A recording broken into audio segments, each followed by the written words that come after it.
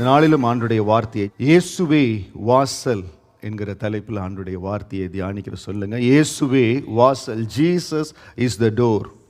செய்திக்குள் கடந்து போவதற்கு முன்பாக ஒரு வீட்டிற்கு இந்த வாசல் எவ்வளவு முக்கியம்னு உங்களுக்கு தெரியும்.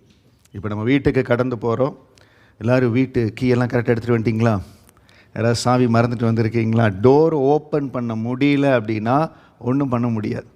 2 மாதத்துக்கு முன்னால் நானும் வெளியில் ஒரு எக்ஸ்டர்னல் மீட்டிங் போயிட்டு தெரியாமல் சாவி மறந்துட்டு போயிட்டேன். வீட்லேயும் எல்லோரும் வெளியில் போயிட்டாங்க.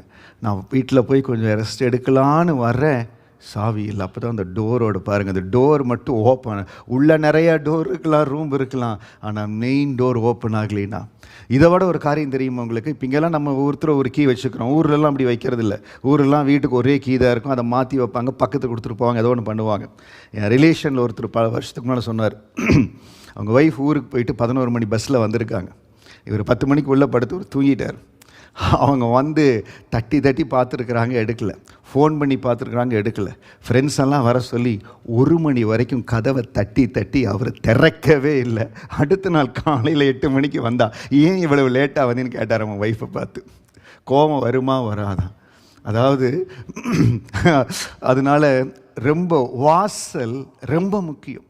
அதே போல் நம்ம வாழ்க்கைக்கு இயேசுவே வாசலாக இருக்கிற பொழுது, அந்த இயேசு என்கிற வாசல், அந்த வாசலை நான் கண்டு கொண்டேன், அந்த வாசல் வழியாக பிரவேசிக்கிறேன், அப்போ தாங்க ஜீவனுக்கு போகிற அந்த வாசலுக்குள்ளே நம்ம கடந்து போவோம். இயேசுவே நான் வாசலாக கொண்டிருக்கிறேன், ஜீசஸ் இஸ் மை டோர்.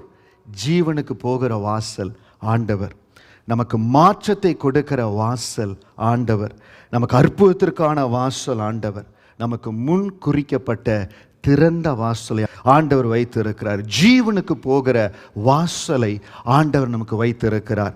அநேக வாசல்கள், அநேக காரியங்கள், அநேக நம்பிக்கைகள் இந்த பூமியில் இருக்கிறது.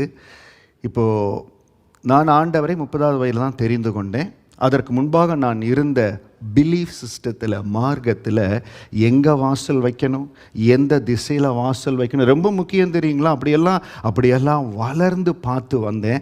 ஆனால் அப்படிப்பட்ட மார்க்கத்தில், அப்படிப்பட்ட பிலீஃப் சிஸ்டத்தில் ஜீவனுக்கு போகிற வாசலை பார்க்க முடியல. எப்போ இயேசுவை வாசலாக தெரிந்து கொண்டோமோ அப்போ தான் ஜீவனுக்கு போகிற வாசல். We are living a life in this earth. This is temporary. இந்த பூமியில் இருக்கிற நம்முடைய வாழ்க்கை தற்காலிகமான நேரம். நான் முதலே உங்களுக்கு சொன்னபடி நீங்கள் 90 வயசு இருக்கலாம், 100 இருக்கலாம். 90லேருந்தே ஆரம்பிச்சிருவோமே. 100 இருக்கலாம், 110 இருக்கலாம், 120 இருக்கலாம். இது எல்லாமே டெம்பரரி. இதற்கு பிறகு ஒரு வாழ்க்கை இருக்குது. அந்த ஜீவனுக்கு போகிற வாசலில் நான் பிரவேசிக்கிறேன்னா, அதில் நடக்கிறேன்னா ரொம்ப முக்கியம். ஒரு சிலர் மாற்றத்தை தங்கள் வாழ்க்கையில் பெற்றுக்கொண்டு அதற்கு பிறகு இந்த ஜீவனுக்குரிய வாசலை தெரிந்து கொள்கிறாங்க. ஒரு சிலர் ரட்சிக்கப்பட்ட ஆண்டுக்குள்ளே வந்து அந்த மாற்றத்தை பெற்றுக்கொள்ளுகிறாங்க. ஒரு சிலர் அற்புதத்தினால அந்த அற்புதத்தின் வாசலை நான் கடந்து போகிறேன். இன்னைக்கு ஏசப்பா என்னுடைய வாழ்க்கையில் வாசலாக இருக்கிறார், இயேசுவே என் வாசலாக இருக்கிறார். அற்புதத்திற்கான வாசல் அவரிடத்தில் இருக்குது. எல்லா இடத்துலையும் நம்ம குறைவுபட ஆண்டவர் விரும்ப மாட்டார். இன்னொரு காரியம் பாருங்க, முன்குறிக்கப்பட்ட திறந்த வாசல். எப்பெல்லாம் ஏசப்பாவை, தாவீது சொல்றது போல, இயேசுவை எனக்கு எப்பொழுது எனக்கு முன்பாக வைத்திருக்கிறேன், அவர் என் வலது பாரசத்தில் இருப்பதனால் அசைக்கப்படுவதில்லை. அப்போ இயேசுதான் என் வாசல். அப்பா எங்க என்னை அலோவ் பண்றாரோ நான் போறேன். முன்குறிக்கப்பட்ட திறந்த வாசலை நமக்காக ஆண்டு வைத்திருப்பார். இன்னைக்கு ஒருவேளை இந்த காலை ஆராதனை உங்களுக்கு நிறைய கேள்வி இருக்கலாம். நான் ரொம்ப முயற்சி செய்கிறேன், ரொம்ப இந்த காரியத்தை பெற்றுக்கொள்ள முயற்சி செய்கிறேன், ஆனால் எனக்கு அனுமதியே கிடைக்கலையே, ஏன் ஆண்டவரேன்னு கேட்குறீங்க. உங்களுக்கான பதில் முன்குறிக்கப்பட்ட திறந்த வாசல் இருக்கிறது. ஹல்லேலூயா. தேவன் ஆசீர்வதிக்கட்டும். வேகமாய் உங்களோடு அந்த காரியங்களை பகிர்ந்து கொள்ளுகிறேன். ஜீவனுக்கு போகிற வாசல். யோவான் 14வது அதிகாரம் 6வது வசனம். Book of John chapter 14 verse 6. அதற்கு இயேசு, நானே வழியும் சத்தியமும் ஜீவனுமாய் இருக்கிறேன், என்னாலே அல்லாமல் ஒருவனும் பிதாவினிடத்தில் வரான். ஆண்டவர் சொல்லுகிறார், நானே வழியும் சத்தியமும் ஜீவனுமாய் இருக்கிறேன், என்னாலே அல்லாமல் ஒருவனும் பிதாவினிடத்தில் வரான். I am the way and the truth and life. No one comes to Father except through me. இந்த இடத்துல ஒருவேளை நீங்கள் இயேசுவின் நாமத்தை அறியாதவர்களாக இருப்பீர்கள் என்றால், இந்த வார்த்தையை கேட்டுக்கொண்டிருக்க நீங்கள் யாராவது இயேசுவின் நாமத்தை அறியாமல் இருப்பீர்கள் என்றால், இயேசு ஒருவர் மூலமாக மட்டும்தான் நித்தியத்திற்குள் நம்ம கடந்து போக முடியும். பிதா, குமாரன், பரிசுத்தாவின் நாமத்தினால ஞானஸ்தானம் எடுத்த ஒரு மகன், ஒரு மகள் தான் ஆண்டவருடைய ராஜ்யத்துக்குள்ள கடந்து போக முடியும். அதான் ஆண்டு சொல்லுகிறார், நானே வழியும் சத்தியமும் ஜீவனுமாய் இருக்கிறேன், என்னாலே அல்லாமல் ஒருவனும் பிதாவினிடத்தில் வரான். ஜீவனுக்கு போகிற வாசல். இந்த வாழ்க்கைய ஒவ்வொருவரும் நிறைய கண்ணோட்டத்தோட வாழ்றாங்க. தொழில் அதிபர்கள்,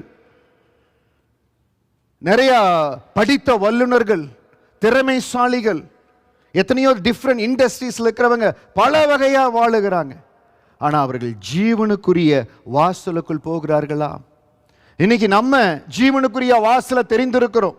நம்முடைய உறவுகளுக்கு, குடும்பங்களுக்கு ஜீவனுக்குரிய வாசலை நம்ம தான் கற்றுக் கொடுக்கணுங்க. அவர்தான் ஜீவனுக்கு போகிற வாசல். ஆண்டவர் பார்த்து சொன்னாங்க, அப்போஸ்தலர் 4வது அதிகாரத்தில், அப்போஸ்தலர் 4வது அதிகாரம் வசனம் 11 12 வாசிக்கிறேன். இதனுடைய பேக்ரவுண்ட் உங்களுக்கு சொல்லிடுறேன்.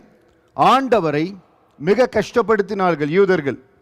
ஆனால் ஆண்டவர் மரித்து உயிர் தெழுந்த பிறகு அவருடைய சீஷர்கள் ஆண்டுடைய ஊழியத்தை செய்கிறாங்க. அந்த இடத்துல ஒரு மனிதன் அற்புதமாக சுகமாக்கப்படுகிறான். அப்பொழுது ஆண்டருடைய அந்த வார்த்தையை பேதுரு சொல்லுகிறார் பாருங்க. அப்போஸ்தலர் 4 வசனம் 11 12, book of Acts chapter 4 verse 11 and 12. வீடு கட்டருளாகிய உங்களால் அற்பமா எண்ணப்பட்ட அவரே மூளைக்கு தலைக்கல்லானார், அவராலே அன்றி வேறொருவராலும் ரட்சிப்பு இல்லை. நாம் ரட்சிக்கப்படும்படிக்கு வானத்தின் கீழெங்கும் மனுஷருக்குள்ளே அவருடைய நாமமே அல்லாமல் வேறொரு நாமம் கட்டளிடப்படவும் இல்லை என்றான்.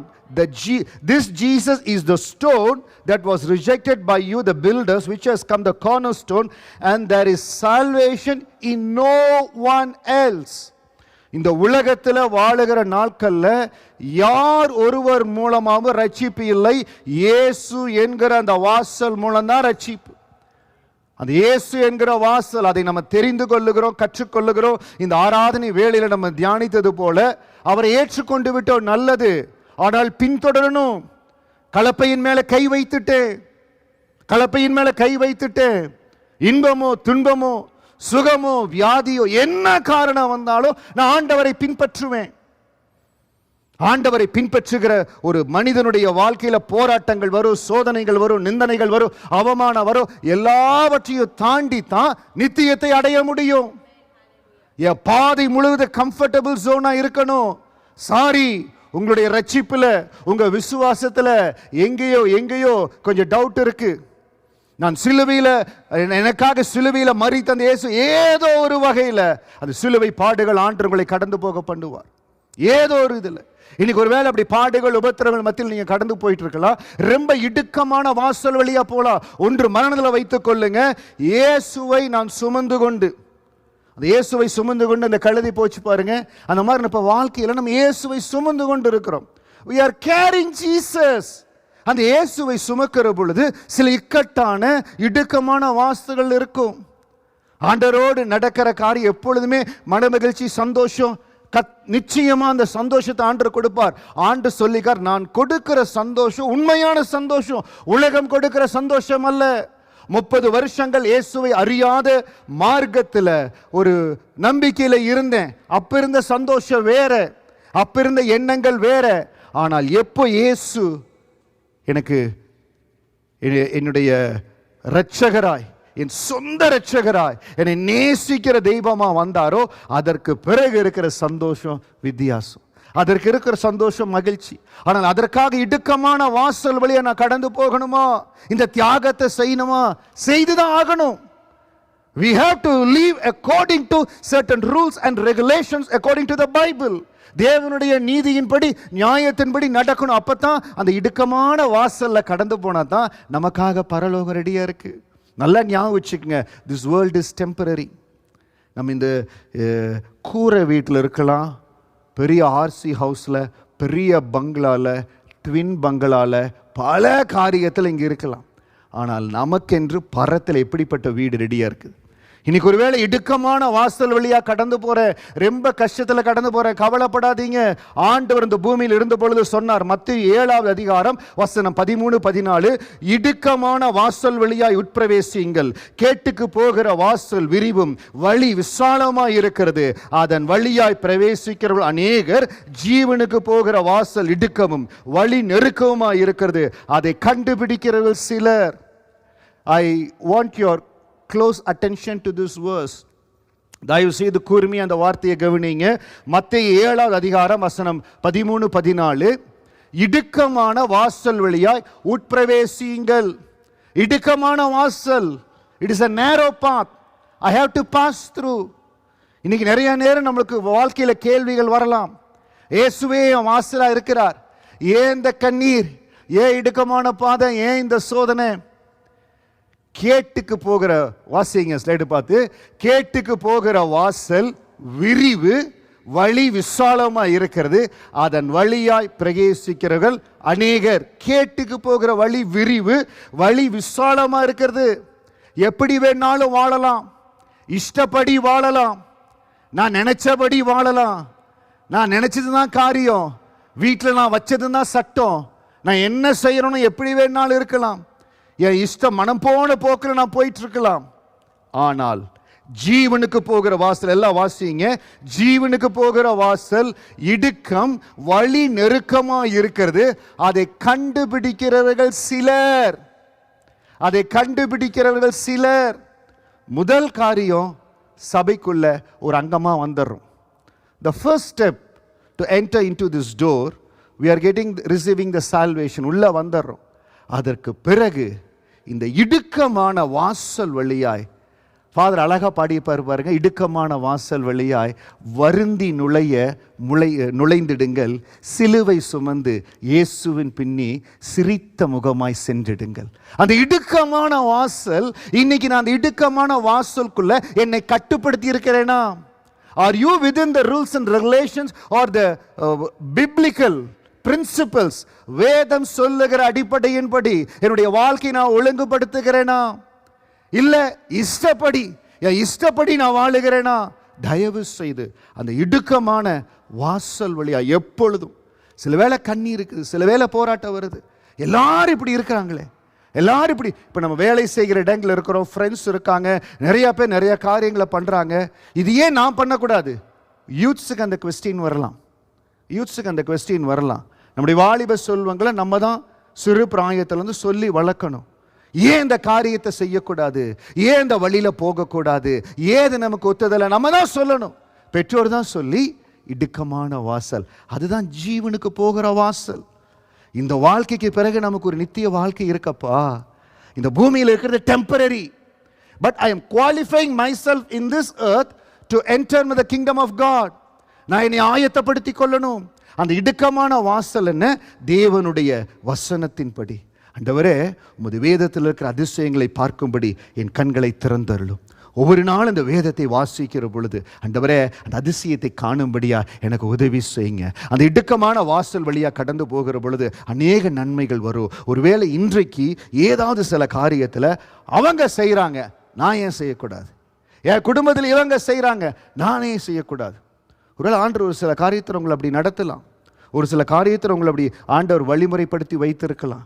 ஆனால் ஆண்டவர் வேத வசனத்தின்படி எப்படி நடக்க சொல்லுகிறாரோ, இது வருகிற பொழுது தான் நிறையா உபதேசங்களில் குவெஸ்டின்ஸ் வரும், நிறையா காரியங்களில் கேள்விகள் வரும். உபதேசங்களில் இப்படி இருக்கலாமா, அப்படி இருக்கலாமா, அப்படி என்று சொல்லி வேதத்தின் அடிப்படையில் தேவன் விரும்புகிறபடி நம்முடைய வாழ்க்கையை நம்ம ஒழுங்குபடுத்தி அந்த இடுக்கமான வாசலில் கடந்து போகிற பொழுது அந்த நித்தியத்திற்கு நம்ம ஆயத்தமாக இருப்போம். ஹல்லேலூயா.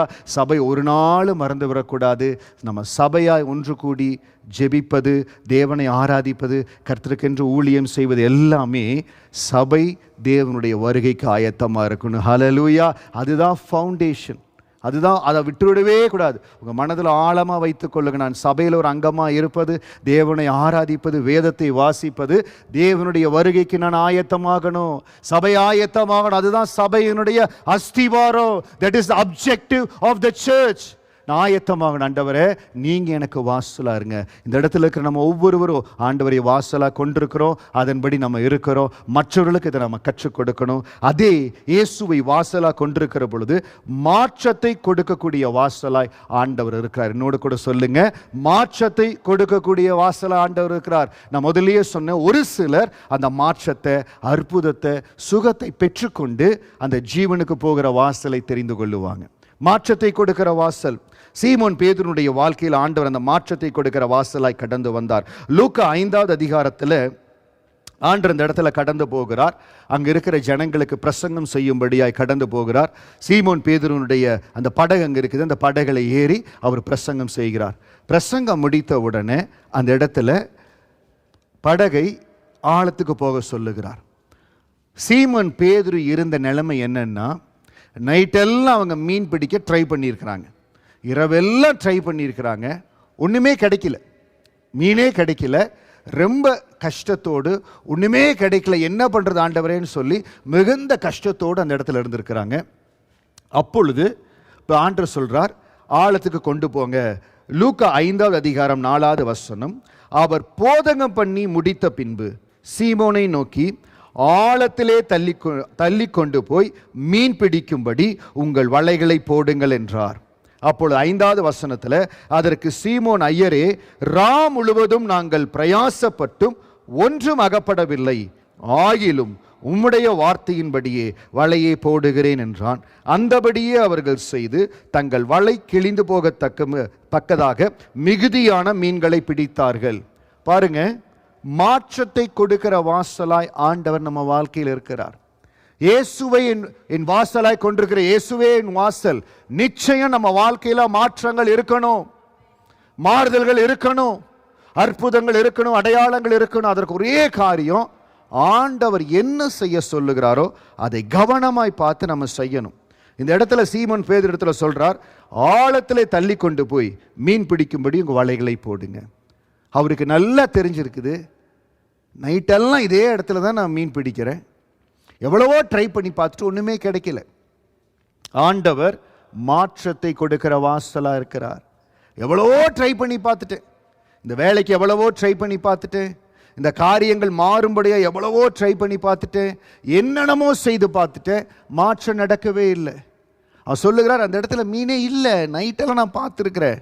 பாருங்க, பேதுருவனுடைய வாழ்க்கையில் இப்போ நிறைய காரியங்கள் நம்ம ஒவ்வொரு தேவ மனுஷனையும் பார்க்குறோம். இல்லை கர்த்தர் சித்தப்படி அவர் ஆழத்தில் வளைய இல்லை, ஆண்டர் சான்ஸ் கொடுத்தார். எல்லாத்துக்குமே ஆண்டர் சான்ஸ் கொடுக்க. சிம்சோனுக்கும் அதே போல் ஆண்டர் சான்ஸ் கொடுத்தார். அவனுடைய தாயார் இடத்துல சொன்னார், இவன் நசேரனா இருக்கணும், இவனுடைய முடி எடுக்கப்படக்கூடாதுன்னு சொல்லி. அவன் அந்த கீழ்ப்படியில் அவனுடைய காரியம் மாறி போச்சு. இயேசு அவனுடைய வாழ்க்கையில் வாசலாக இருந்தார். அந்த வாசலை அவன் இழந்து விட்டான். பேதுரு ஒருவேளை ஆழத்தில் போட மாட்டாண்டவரை அப்படியே இருக்கு நீங்கள் விடுங்கன்னு சொல்லியிருந்தா பேதுரு தன்னுடைய அழைப்பை இழந்து போயிருப்பார். பேதுரு தன்னுடைய அழைப்பை இழந்து போயிருப்பார். இப்படித்தாங்க நம்முடைய வாழ்க்கையில் வருகிற ஆசீர்வாதத்தை, பிளெஸ்ஸிங்கை நிறையா வேளையில் நம்ம இழந்து போகிறோம். ஏன்னா மாற்றத்தை கொடுக்கிற வாசல் நம்முடைய வாழ்க்கையில் வருகிறார். அவர் என்ன சொல்லுகிறார்? ஆழத்தில் தள்ளி கொண்டு போய் மீன் பிடிக்கும்படி வலையை போடுங்கள். ரா முழுவதும் நான் பிரயாசப்பட்டும் ஒன்றும் அகப்படவில்லை. நீங்கள் புதுசாக வர்றீங்க ஐயரே, நான் இந்த இடத்துல மீன் பிடிச்சிட்டு இருக்கிறேன் பாஸ்டர், நான் இவங்களோட பல நாள் பழகிட்டு இருக்கிறேன், இது எனக்கு தெரிஞ்ச வேலை, என்ன காரியம், ஏதோ ஒரு காரியத்தை ஆண்டவங்களை செய்ய சொல்லுகிறார். அந்த காரியத்தை செய்யலின்னு வச்சுங்களேன், அந்த மாற்றத்தின் வாசல் வருகிற அற்புதத்தை பெற்றுக்கொள்ளவே முடியாது. அப்போ அவன் என்ன செய்கிறான்? நாங்கள் பிரயாசப்பற்றும் ஒன்றும் அகப்படவில்லை, ஆகிலும் உம்முடைய வார்த்தையின்படியே வலையை போடுகிறேன். ஏனென்றால் வசனம் சொல்லுகிறது, யோவான் 10:9, நானே வாசல், என் வழியாய் ஒருவன் உட்பிரவேசித்தால் அவன் ரட்சிக்கப்படுவான். அவர்தான் வாசல். நான் ஒரு வழியா பிரவேசிக்கணும், முதலாவது ரட்சிக்கப்படுவேன், அவன் உள்ளும் புறமும் சென்று மேய்ச்சலை கண்டடைவான். I am the door. If anyone enters by me, he will be saved and will go in and out to find pasture.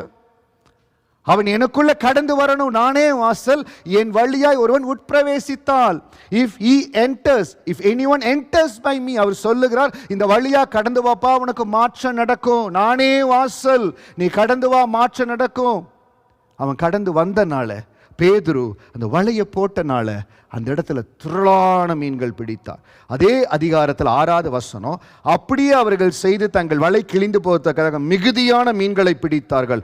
9வது வசனம், அவர்கள் திரளான மீன்களை பிடித்தது நிமித்தம் அவனுக்கும் அவனோடு இருந்த யாவருக்கும் பிரமிப்புண்டானபடியினால் அப்படி சொன்னான். பிரமிப்புண்டாயிருச்சு. பிரமிக்கத்தக்க மாற்றத்தை ஆண்டவர் கொடுத்தார். ஏன் தெரியுங்களா? ஆண்டுடைய வார்த்தையின்படி காரியங்களை செய்தார். இன்றைக்கு அந்த மாற்றத்தின் வாசலை நான் பிரவேசிக்கிறேன். ஆண்டவர் எனக்கு என்ன செய்ய சொல்லுகிறாரோ அதை செய்யும்படியாக ஒப்பு கொடுக்கிறேன். நிச்சயம் ஆண்டு ஒரு வழியை திறப்பாருங்க. இன்னைக்கு எந்த வாசலை நான் பிரவேசிச்சா எனக்கு ஒரு மாற்றம் கடந்து வரும். ஏசப்பா என்ன செய்வார்? அந்த நேரத்தில் பேதுரு அவனுடைய மைண்டு சொல்லியிருக்கும், உனக்கு தெரியாதா, இந்த இடத்துல நீ பிறந்து வளர்ந்ததே இந்த இடம், எனக்கு தெரியாதா? ஆனால் வானத்தையும் பூமியும் படைத்த ஆண்டருக்கு தெரியும் எப்படி அந்த மாற்றத்தின் வாசலுக்குள்ள நம்மளை கொண்டு போகணும்னு சொல்லி. ஹல்லேலூயா. பேதுரு அந்த இடத்துல நீங்க சொன்னதை நான் சரி, ஆகிலும் உம்முடைய வார்த்தையின்படியே வலையை போடுகிறேன். இன்றைக்கு அந்த இயேசுவை சொந்த இரட்சகராய் அந்த இயேசுவே வாசல்னு வச்சிருக்கிறோம். ஏதோ சில மாற்றங்கள் நடக்கல, ஏதோ சில மாறுதல்கள் நடக்கல.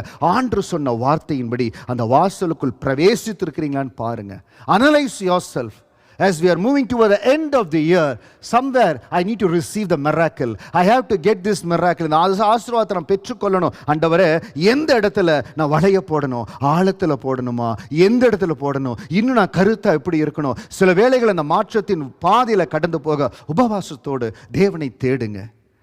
தேவனை தேடுகிற பொழுது ஆண்டுடைய வார்த்தை நடத்துதல், தெளிவான நடத்துதல் கடந்து வரும். அந்த நடத்துதல் கடந்து வருகிற பொழுது அவர் சொல்லுகிறபடி நீங்க செய்கிற பொழுது அந்த மாற்றத்தின் வாசலுக்குள்ளாய் கடந்து போவீங்க.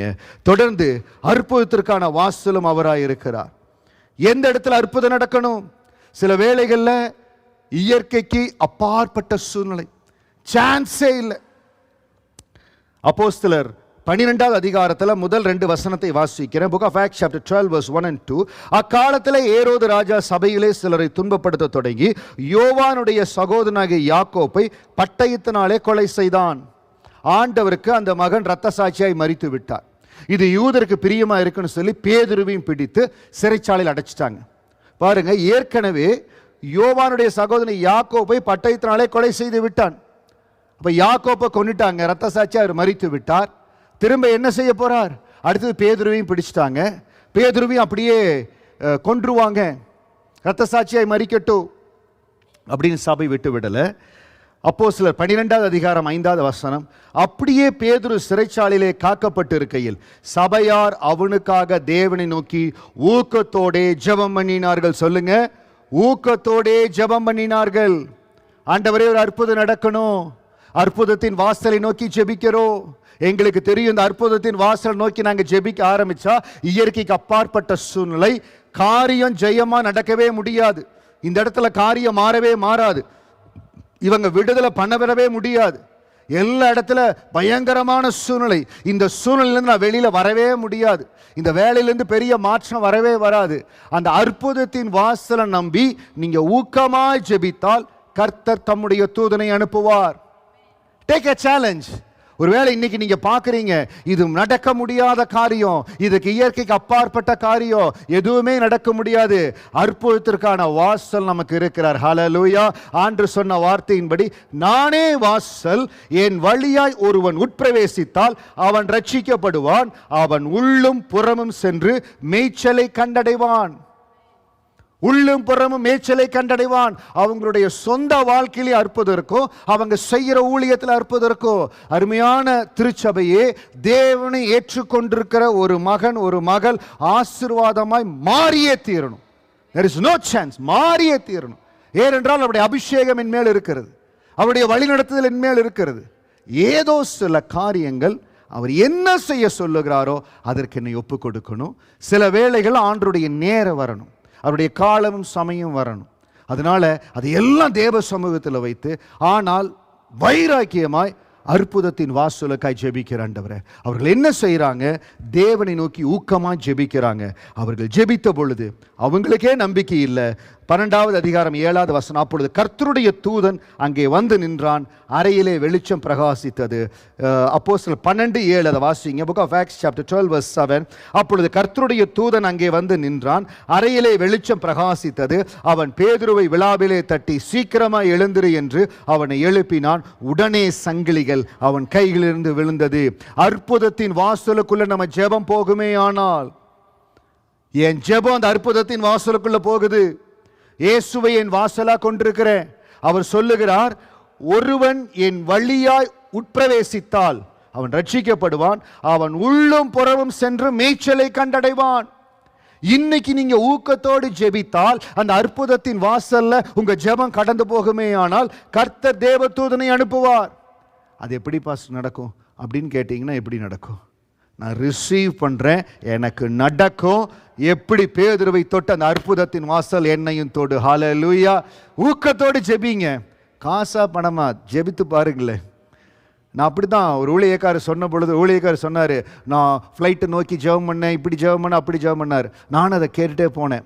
சில காரியங்களை லைஃப்பில் நம்ம ப்ராக்டிஸ் பண்ணணுங்க. அப்போ தான் நீங்கள் கர்த்தர் நல்லது என்பதை ருசித்து பார்க்க முடியும். அவர் சொன்னார், நான் ஃப்ளைட்டை நோக்கி ஜெபம் பண்ணேன், ஆண்டவனை ஃப்ளைட்டில் கொண்டு போனார் அப்படின்னார். நான் பார்த்தேன், சரி ஃப்ளைட்டில் தான் ஆண்டவர் நம்மளை இங்கே கொண்டு வந்துட்டார். நம்ம சரி விளையாட்டா புக்கிபத்தோக்கில் நாங்கள் அப்போ ஸ்டே பண்ணியிருந்தோம். அப்போ நான் சபைக்கு போயிட்டு எம்ஆர்டியில் போய் பஸ்ஸு மாறி அதுக்கப்புறம் வீட்டுக்கு போகணும். நாங்கள் போகிறப்போ கூட இருக்கிற எல்லாரும் அலைட் ஆயிடுவாங்க. தூரத்திலிருந்து பல நாள் ட்ராவல் பண்ணி எல்லாம் அலைட் ஆயிடுவாங்க. கடைசியாக போவோம். அப்போ போகிற பொழுது அங்கே புக்கிபத்தோக்கில் இருந்து, ஆண்டவரே விளையாட்டா, ஆண்டவரே இந்த டிரைவிங் ஸ்கூல் நிறைய கார் போயிட்டுருக்கும், இந்த டிரைவிங் ஸ்கூலில் நான் கற்றுக்கொள்ள போவதுக்காக ஸ்தோத்திரம். ஆண்டவரே எனக்கு ஒரு கார் நீங்கள் வாங்கி கொடுக்கறதுக்காக ஸ்தோத்திரம். இருக்கிற சம்பளத்தில் ஒரு கிளாஸ் கூட எடுக்க முடியாத சூழ்நிலை. அப்போ வருவது மிக குறைவு, அளவுக்கேற்றது. ஆனால் விளையாட்ட செய்தி ஜெபத்தை பரலோகம் பார்த்தது. மை டியர் சர்ச், இதை கேட்டுக்கொண்டிருக்க அருமையான சகோதரனே சகோதரியே, நீங்கள் எந்த அளவுக்கு ஆண்டவரை விசுவாசித்து இந்த அற்புதத்தை நீங்கள் செய்ய முடியும். ஆண்டவரே விளையாட்டை செய்த ஜெபத்தை கூட ஆண்டவர் கேட்டார். நான் அங்கிருந்து வீடு மாதிரி லிட்டில் இண்டியா வந்து அங்கிருந்து வேலை மாதிரி நான் பாத்தம் போனாலும் அதே சுற்றி அந்த ஸ்கூல்லையே படித்து அங்கேயே லைசன்ஸ் எடுத்து கார் வாங்க முடியாது. தேவன் கிருபை கொடுத்தார். ஹல்லேலூயா.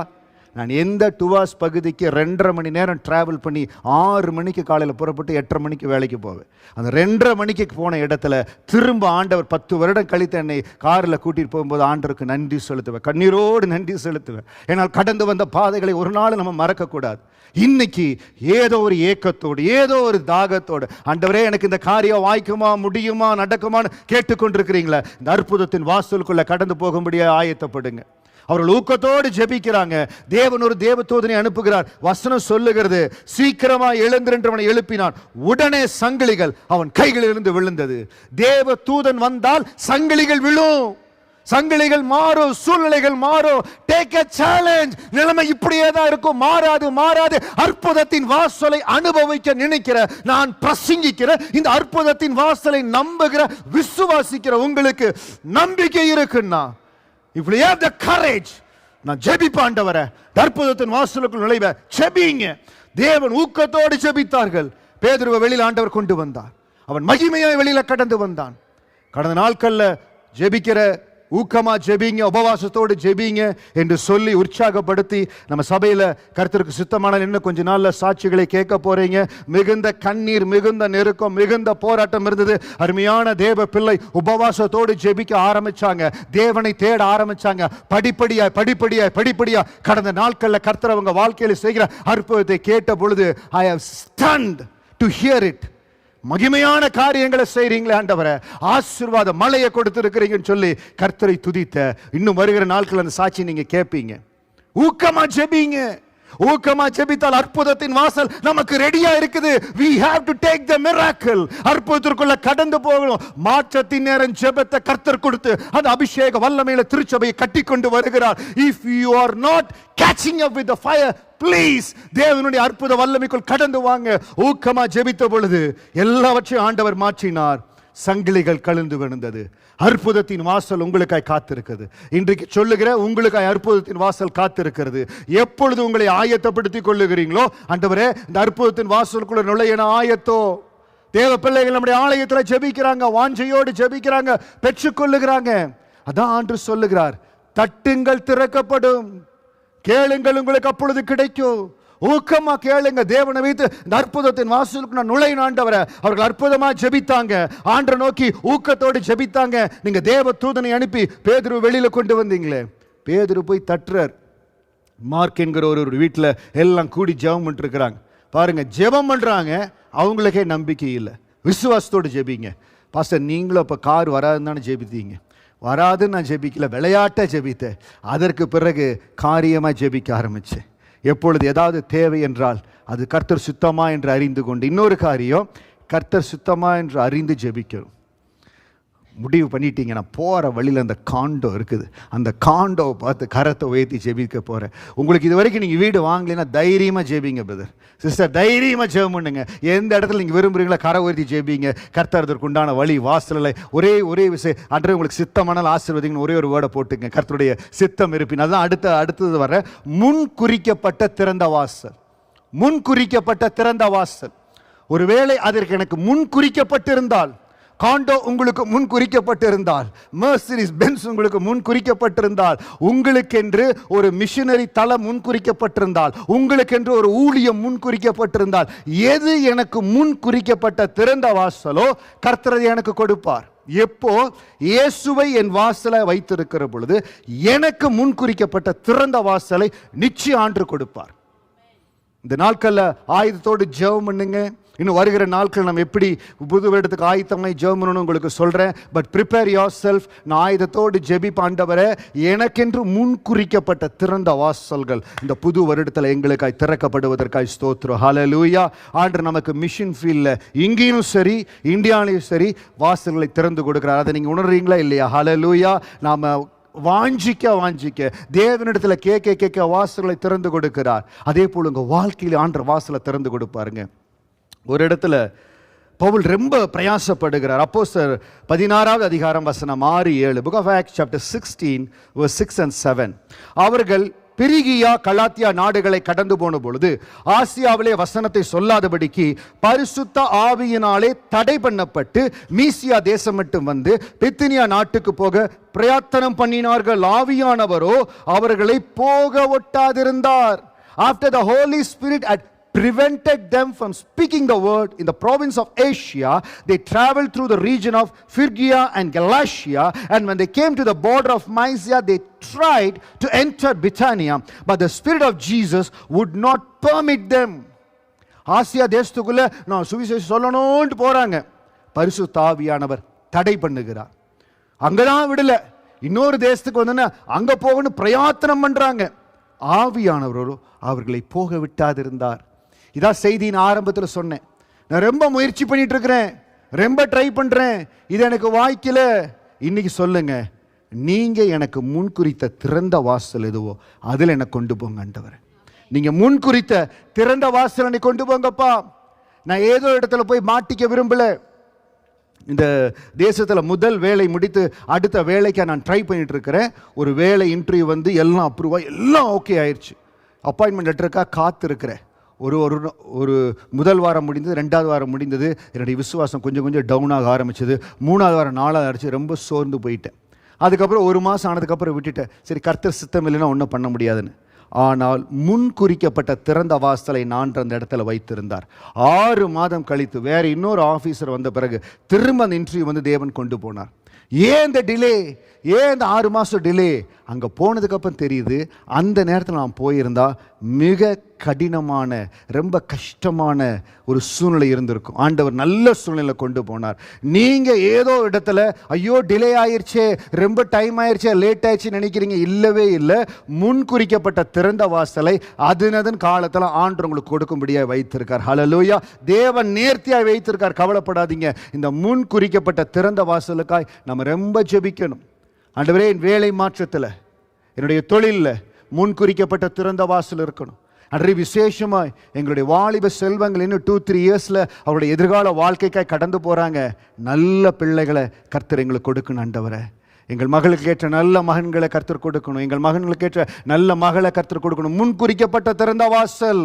நீங்கள் முன்குறித்த இடத்துலேருந்து அற்புதங்கள் அடையாளங்கள் வரணும். அதற்காக நம்ம ஜெபிக்கணும். அதற்கப்புறம் என்ன செய்கிறார்? ஆண்டெல்லாம் தடுத்து போடுறார். அப்போ போகிற இடத்துல ஆண்டு தடுத்து போடுறாரு? இல்லை, அவர் முன்குறிக்கப்பட்ட திறந்த வாசலை காண்பித்து கொடுப்பார். அப்போஸ்தலர் 16வது அதிகாரம் வசனம் 8-9. அப்பொழுது அவர்கள் மீசியா பக்கமா போய் துரோவாவுக்கு வந்தார்கள்.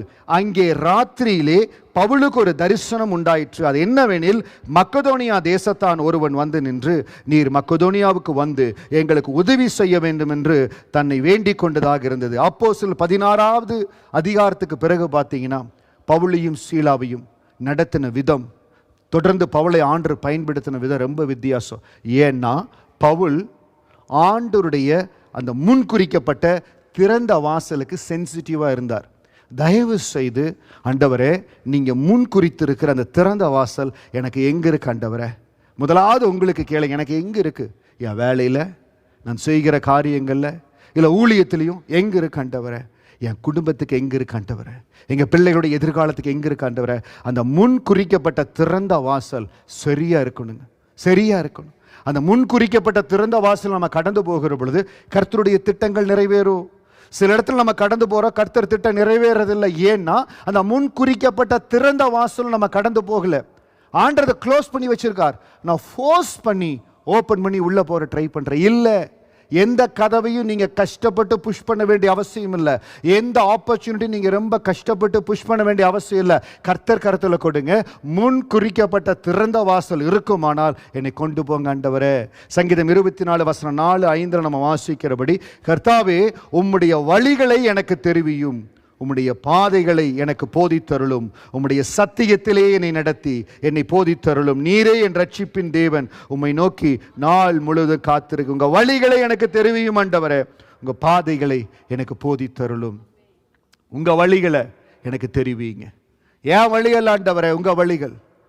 வேதம் சொல்லுகிறபடி உன் வழிகள் எல்லாம் அவர் நினைத்துக்கொள், அவர் உன் பாதைகளை செவைப்படுத்துவார். இன்னைக்கு எந்த விஷயத்தில் ஏன் எனக்கு நடக்கவே மாட்டேங்குது, ஏன் இந்த காரியம் கை கூடவே மாட்டேங்குது? முன் குறிக்கப்பட்ட திறந்த வாசல் ஆண்டு இங்கே வைத்திருக்கிறார். அதற்காக ரொம்பவும் டிலே பண்ணக்கூடாது. தேவ சமூகத்தில் நான் சொல்கிறேன் பாருங்க, பாஸ்டர், இந்த வருஷம், கடந்த வருஷத்தில், இந்த வருஷத்தில் பெரும் போராட்டம், பெரும் பாடுகள். மாற்றத்தின் நேரம் ஜெபத்துக்கு வர்றீங்க, வர முடியாதவங்க அந்த ஆடியோவை கேட்குறீங்க. Make a decision before end of this year. You have to see the light at the end of the tunnel. நீங்கள் கடந்து போகிற எந்த ஒரு காரியமாக இருந்தாலும் என் ஆண்டவர் உங்களுக்கு ஒரு அடையாளத்தை காண்பிக்கணும். ஹல்லேலூயா. அடையாளத்தை காமிக்கணும், தேவன் வழிகளை திறக்கணும். நீங்கள் சொல்லணும், ஆண்டவரே, உங்கள் வசனம் சொல்லுகிறது, ஒருவன் நானே வாசல், என் வழியாய் ஒருவன் உட்பிரவேசித்தால் அவன் ரட்சிக்கப்படுவான். ரட்சிக்கப்பட்டிருக்கிற ஆண்டவரே, அவன் உள்ளும் புறமும் சென்று மேய்ச்சலை கண்டடைவான். அந்த வாசல் வழியா நான் பிரவேசிக்கிறேன். எனக்கு அற்புதத்தின் வாசல் திறக்கப்படட்டும், எனக்கு சுகமளிக்கிற வாசல் திறக்கப்படட்டும், எனக்கு முன்குறித்திருக்கிற வாசல் திறக்கப்படட்டும். இன்றிலிருந்து இந்த வார்த்தையை பிடித்து ஆண்டவர்கிட்ட கேளுங்க. ஜீவனுக்கு போகிற வாசலுக்குள் இருக்கிற எனக்கு அற்புதம் நடக்கும் ஆண்டவரே, அதிசயம் நடக்கும் ஆண்டவரே, மாற்றம் நடக்கும் ஆண்டவரே. இயற்கைக்கு அப்பாற்பட்ட வகையில் இருக்குது. ஆனால் அற்புதத்திற்கான வாசல் எப்படி பேதுருவுக்கு திறக்கப்பட்டதோ, யாருமே வர முடியாது, யாருமே உதவி செய்ய முடியாது. சிறைச்சாலையில் இருக்கிறார், அவங்க அப்படியே விட்டு போயிடல. ஊக்கத்தோடு தேவனை நோக்கி ஜெபித்தாங்க. இன்னைக்கு எந்த காரியத்தில் ஒரு மாறுதல் வரணும், மாற்றம் வரணுமோ, ஒரு முடிவு செய்யுங்க. நான் ஊக்கத்தோடு அப்பாவை நோக்கி கூப்பிட போகிறேன். அப்பா எனக்காய் வாசலை திறப்பார். ஹல்லேலூயா. ஆண்டவரே, உங்களுக்கு சித்தமான நீங்கள் முன்குறித்த திறந்த வாசலை எனக்கு கொடுப்பதற்காய் ஸ்தோத்திரம். மாற்றங்கள் உருவாவதற்காய் ஸ்தோத்திரம். உங்கள் பாதத்தில் ஒப்புக் கொடுக்கிறேன்னு சொல்லி அப்படியே எழுந்திருந்து, ஆண்டவரே, இயேசுவை வாசலாய் கொண்டிருக்கிறேன்னா எல்லாவற்றிலோ உள்ளும் புறமும், ஆண்டவரே, அவன் உள்ளும் புறமும் சென்று மேய்ச்சலை கண்டடைவான். என் வாழ்க்கையில உள்ளும் புறமோ நான் மேய்ச்சலை கண்டடையும் ஆண்டவரே. அற்புதத்தை பெற்றுக்கொள்ளணும் ஆண்டவரே, அதிசயத்தை பெற்றுக்கொள்ளணும் ஆண்டவரே. அன்பான சகோதரனே, சகோதரி, வாலிப செல்வங்களே, லைவ்ல எங்களோடு இருக்கிற அன்பு திருச்சபையே, ஒவ்வொருவரையும் ஆண்டவர் ஆசீர்வதிப்பார். ஒவ்வொருவரையும் உள்ளும் புறமும் மேய்ச்சலை காணும்படியாய் செய்வார். உங்கள் குடும்ப வாழ்க்கை ஆசீர்வதிக்கப்படும். நீங்கள் கையிட்டு செய்கிற வேலையின் பிரயாசங்கள் ஆசீர்வதிக்கப்படும். ஊழியத்திற்காக நம்ம எடுக்கிற ஒவ்வொரு பிரயாசத்தை தேவன் ஆசீர்வதிப்பார். அவர் ஆசீர்வதிக்கிற தெய்வம். தேவனுடைய கிருபை, தேவனுடைய கிருபை எங்களை நடத்துவதற்காய் நன்றி. அப்பா இடத்துல சொல்லுங்க, ஆண்டவரே ஆண்டவரே ஆண்டவரே, உம்முடைய நீரே எனக்காக எல்லாவற்றையும் செய்ய வல்லமையுள்ளவர் ஆண்டவரே. ஏசப்பா உங்களுக்கு ஸ்தோத்திரம். என் வழியாய் ஒருவன் பிரவேசித்தால், என் வழியாய் ஒருவன் பிரவேசித்தால் ஆண்டவரே அவன் ரட்சிக்கப்படுவான், அவன் உள்ளும் புறமும் சென்று மேய்ச்சலை கண்டடைவான். ஆண்டவரே எங்கள் வாழ்க்கையின் எந்த பகுதியில் ஆண்டவரே அன்பு திருச்சபையில் இருக்கிற அன்பு பிள்ளைகள் எந்தெந்த இடத்துல அற்புதங்களை பெற்றுக்கொள்ளணுமோ, அதிசயங்களை பெற்றுக்கொள்ளணுமோ, வாழ்க்கை சுபிட்சமாய் மாறணுமோ, ஆசீர்வாதமாய் மாறணுமோ, நாங்க விசுவாசிக்கிறோம். என்னோட சேர்ந்து அறிக்கை செய்யுங்க. காரியங்கள் ஜெயமாய் மாறும், காரியங்கள் அற்புதமாய் மாறும், அற்புதங்கள் நடக்க ஆண்டவரே. அந்த அற்புதத்தின் வாசலுக்குள்ள நாங்க பிரவேசிக்க போறோம். சொல்லுங்க, அந்த அற்புதத்தின் வாசலுக்குள்ள நாங்க பிரவேசிக்க போறோம் ஆண்டவரே. அந்த அற்புதத்தின் வாசலுக்குள்ள பிரவேசிக்க போறோம் ஆண்டவரே. இயற்கைக்கு அப்பாற்பட்ட விதத்துல யாருமே போய் அந்த இடத்துல டெலிவரி பண்ண முடியாது, அவனை விடுதலையே செய்ய முடியாது. நாங்க சபையார் ஊக்கமா ஜெபித்தாங்க. கர்த்தர் தேவதூதனை அனுப்பினார். தேவதூதன் கடந்து போய் எழுந்து நில்லு அப்படின்னாரு. அந்த இடத்துல உடனே சங்கிலிகள் அவன் கையிலிருந்து விழுந்தது. உடனே சங்கிலிகள் அவன் கையிலிருந்து விழுந்தது. இயேசுவின் நாமத்தினால சங்கிலிகள் தெரிவிடும்படியா ஜெபிக்கிற. இயேசுவின் நாமத்தினால இப்பொழுதே சங்கிலிகள் தெரிவிடுவதாக. இயேசுவின் நாமத்தினால அற்புதங்கள் நடப்பதற்கு தடையா இருக்கிற வல்லமைகள் உடைக்கப்படுவதாக. ஆண்டு சமூகத்தில் ஒப்பு கொடுத்து ஜெபிங்க. ஆண்டவரே ஊக்கத்தோடு உங்க பாதத்தில் ஜெபிக்கும்படியா அர்ப்பணிக்கிற. உங்க மனதில் ஆவியானவர் ஏவுகிறபடி உபவாசத்தோடு உங்க பாதத்தில் இருக்கும்படியா ஒப்பு கொடுக்கிற. வேதத்தில் எனக்காக வார்த்தைகளை கொடுத்து என்னை பலப்படுத்துவதற்காக ஸ்தோத்திரம். அன்றைய இந்த வருடத்தின் இறுதிக்குள்ள நான் அற்புதத்தை எடுப்பதற்காக ஸ்தோத்திரம் சொல்லி தைரியமா சொல்லி ஜெபம் பண்ணுங்க. விசுவாச அறிக்கை செய்யுங்க. அன்றைய இந்த வருடத்தின் கடைசிக்குள்ள அற்புதம் வாழ்க்கையில் நடப்பதற்காய் நன்றி. நினைப்பதற்கும் ஜெயிப்பதற்கும் மேலான அற்புதத்தை என் ஆண்டவர் எனக்கு செய்வதற்காய் ஸ்தோத்திரம். அப்பா அப்பா அப்பா உமக்கு நன்றி, உமக்கு நன்றி, உமக்கு நன்றி. அற்புதத்தின் கரோ, அற்புதத்தின் கரோ, உங்க விடுதலையின் கரோ என்னோடு இருப்பதற்காய் நன்றி. இயேசுவே வாசல், இயேசுவே வாசல். நீங்க என்னோடு இருப்பதற்காய் ஸ்தோத்திரம், நீங்க என்னோடு இருப்பதற்காய் ஸ்தோத்திரம், என்னை பலப்படுத்துவதற்காய் ஸ்தோத்திரம் சொல்லி நல்ல எல்லாம் உற்சாகமா ஜெபம் பண்ணுங்க. ஆண்டவரே அற்புதத்தை எடுக்கும்படியா என்னை ஆயத்தப்படுத்துவதற்காய் ஸ்தோத்திரம். பரிசுத்த ஆவியானவர் ஒவ்வொருவருக்கும் ஒத்தாசையா இருக்கிறார். சொல்லுங்க, பரிசுத்த ஆவியானவர் எனக்கு ஒத்தாசையா இருக்கா. நான் ஜெபிக்க ஜெபிக்க, ஊக்கத்தோடு ஜெபிக்க ஜெபிக்க ஆண்டவர் எனக்கு விடுதலையை கொடுக்க போறார். அற்புதத்தை சுதந்திரிக்க போறேன், அற்புதத்தை சுதந்திரிக்க போறேன். இந்த வருடத்தின் கடைசிக்குள்ள ஆண்டவர் எனக்கு வழி வாசலை திறக்க போடுகிறார். இயேசுவின் நாமத்தினால தடைகள் மாறுவதற்காய் நன்றி. தடைகளை உடைத்து போடுகிறவர் எங்களுக்கு முன்பாக கடந்து போகிறார். தடைகளை உடைத்து போடுகிற எங்களுக்கு முன்பாக கடந்து போகிறார். ஏசப்பா உமக்கு ஸ்தோத்திரம். ஆவியானவரே உங்களுக்கு நன்றி. இயேசுவே என்னுடைய வாசல். Jesus is the door. அந்த வாசல் வழியாய் நான் பிரவேசிக்கிற பொழுது அற்புதங்களும் அதிசயங்களும் என்னை பின்தொடர்வதற்காய் ஸ்தோத்திரம். முன்குறிக்கப்பட்ட அந்த திறந்த வாசலுக்குள்ளாய் ஆண்டவர்களை கொண்டு போவாருங்க. இதுவரை தடையா இருந்திருக்கலாம், இதுவரை நீங்க டிலே நினைச்சிருக்கலாம். நீங்க உங்களுக்கென்று முன் குறித்த அந்த திறந்த வாசலுக்குள் ஆண்டவர் கொண்டு போவார். அவர் கரத்தில் அப்படியே ஒப்பு கொடுத்து, என்னை காண்பவரே, என்னை காப்பவரே, என்னை ஆராய்ந்து அறிந்திருக்கிறீங்க, என்னை சுற்றி சுற்றி சூழ்ந்திருக்கிறீங்க, நான் அமர்வது எழுவது எல்லாத்தையும் அறிந்திருக்கிறீங்க. நீங்க எனக்காய் அற்புதத்தை செய்ய போறீங்க. ஹல்லேலூயா. நீங்க எனக்காய் அற்புதத்தை செய்ய போறீங்க. அதற்காய் ஸ்தோத்திரம். Thank you Lord.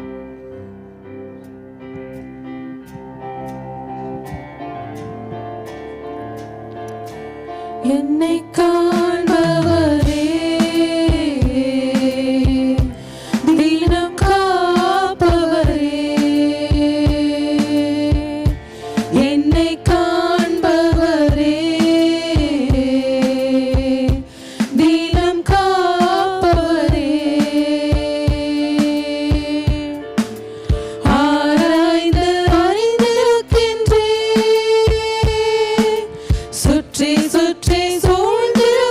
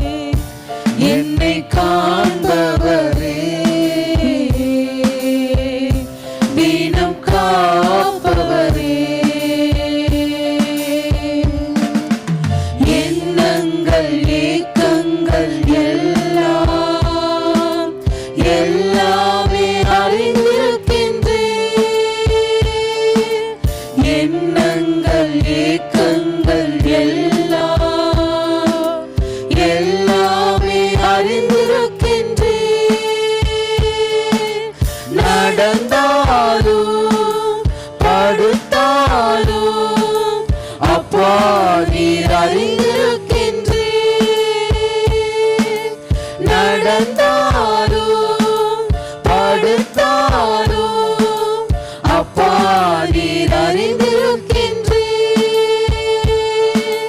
நன்றி ராஜா இயேசு ராஜா, நன்றி ராஜா இயேசு ராஜா, என்னை காண்பவரே, தினம் காப்பவரே, என்னை காண்பவரே, தினம் காப்பவரே. முன்னும் பின்னும் நெருக்கி நெருக்கி சுற்றி என்னை சூழ்ந்திருக்கின்றீர். முன்னும் பின்னும் நெருக்கி நெருக்கி சுற்றி என்னை சூழ்ந்திருக்கின்றீர். உம் திருக்கரத்தால் தினமும் என்னை பற்றி பிடித்திருக்கின்றீர். உம் திருக்கரத்தால் தினமும் என்னை பற்றி பிடித்திருக்கின்றீர். நன்றி ராஜா இயேசு ராஜா, நன்றி ராஜா இயேசு ராஜா, என்னை காண்பவரே, தினம் காப்பவரே, என்னை காண்பவரே, தினம் காப்பவரே, என்னை காண்பவரே, என்னை காண்பவரே, தினம் காப்பவரே.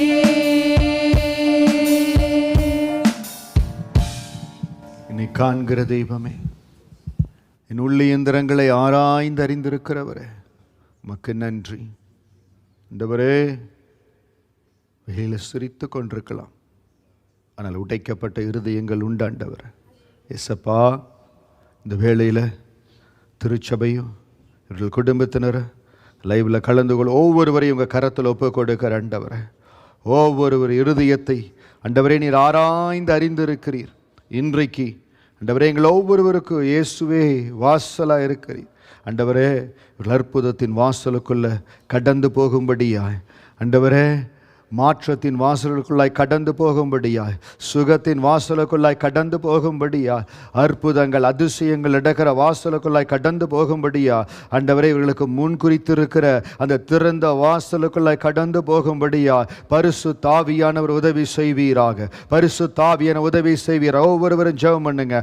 ஆவியானவரே எனக்கு உதவி செய்யுங்க, ஆவியானவரே எனக்கு உதவி செய்யுங்க. எனக்கு தேவையான அற்புதம், எனக்கு தேவையான சுகம், எனக்கு தேவையான பலன், நான் கடந்து போக வேண்டிய விடுதலை எதுவோ அந்த வாசலுக்குள் கடந்து போகும்படியா என்ன வழி நடத்துங்க. ஆவியானவரே கேளுங்க கேளுங்க, ஆவியானவரோடு பேசுங்க. ஆவியானவரே நீங்க வழி நடத்துங்க, வழி நடத்துங்க, வழி நடத்துங்க. உங்க அபிஷேகம் என்ன வழி நடத்தட்டும். இந்த நொடி பொழுதிலிருந்து, இந்த ஆராதனை வேளையிலிருந்து அந்த அபிஷேகத்தின் வல்லமை இவர்களை பற்றி பிடிக்கும்படியா ஜெபிக்கிற இருதயத்தின் பாரங்கள் வெளியேறட்டும். ஆண்டருடைய ஆவியானவர் கொடுக்கிற அந்த அசைவு இவர்கள் இருதயத்துக்குள் இருக்கட்டும். வேதத்தை வாசிக்கணும், வசனத்தை பிடிக்கணும், ஊக்கமா ஜெபிக்கணும், தேவ சமூகத்தில் ஊக்கமாய் ஜெபிக்கணும். யாக்கோப்பை போல நீர் ஆசீர்வதித்தால் ஒழிய உம்மை போக விடேன் என்று சொல்லுகிற அந்த பிடிவாதமாய் ஜெபிக்கிற, தேவ சமூகத்தில் மன்றாடி ஜெபிக்கிற அந்த ஜெபத்தின் அபிஷேகம், அந்த ஜெபத்தின் ஆசீர்வாதம் ஒவ்வொரு சிரசின் மேலே இறங்குவதாக. ஆண்டவரே என் மேலே இறங்குவதாக, சபையின் மேலே இறங்குவதாக. ஒருவரையும் நீர் நிரப்பும்படியா ஜெபிக்கிறேன். கர்த்தர் சித்தம் ரகபோத் ஊழியத்தில் மகிமையா நடக்கும் ஆண்டவரே. அதற்காக ஜெபிக்கும்படியா நீ அர்ப்பணிக்கிற ஆண்டவரே. அப்பா ஒவ்வொருவரை அர்ப்பணிங்க ஆண்டவரே. ரெகபோத் ஊழியத்தில் கர்த்தர் என்ன தேவ சுத்தம் வைத்திருக்கிறீரோ என்னை கொண்டு, ஒவ்வொருவரை கொண்டு, இந்த ரெகபோ ஊழியோ ஒவ்வொருவரை கொண்டு கட்டப்படுகிற ஊழியோ ஒவ்வொருவருக்கு அதுல பங்கு இருக்கிறது. ஆண்டவரே என்னை கொண்டு சொல்லுங்க, எல்லாரும் சத்தத்தை வச்சு சொல்லுங்க, ஆண்டவரே என்னை கொண்டு உங்க ஊழியத்துல என்ன செய்ய சுத்தமா இருக்கிறீரோ அது நடக்கும்படியா என்னை ஒப்பு கொடுக்கிற ஆண்டவரே. எஸ், அப்படியே சொல்லுங்க, ஆண்டவரே என்னுடைய சரீரத்துல என் குடும்பத்துல கர்த்தர் செய்ய நினைத்த காரியங்கள் தடைபடக்கூடாது, அதற்காக ஜெபிக்கும்படியா எங்களுக்கு கிருபை கொடுப்பதற்காய் ஸ்தோத்திரம், பலப்படுத்துவதற்காய் ஸ்தோத்திரம். இயேசுவே நம்முடைய வாசலா இருக்கிறார். இந்த வாசலுக்குள்ள அற்புதங்கள் உண்டு, அதிசயங்கள் உண்டு, சுகம் உண்டு. முன் குறிக்கப்பட்ட உங்களுக்கு என்று திறந்த வாசல்கள் இருக்குது. அதையெல்லாம் நீங்க பெற்றுக்கொள்ளும்படியா ஆவியானவர் உங்களுக்கு அனுக்கிரகம் பண்ணுவார். தேவ கரத்தில் ஒப்பு கொடுக்கிற தொடர்ந்து இந்த தேவ பிரசன்னம், இந்த நடத்துதல் உங்கள் ஒவ்வொருவரோடு இருக்கட்டும். ஆண்டவரே உங்க பாதத்தில் ஒப்பு கொடுக்கிறோம். இயேசுவின் நாமத்தில் ஜெபிக்கிறோம் எங்கள் நல்ல பிதாவே. ஆமேன், ஆமேன், ஆமேன். எங்களோடு லைவ்ல கலந்து கொண்ட ஒவ்வொரு தேவ பிள்ளையும் அன்போடு வாழ்த்துகிறோம். God bless you, God bless you. கர்த்தர் உங்களை ஆசீர்வதிப்பார்.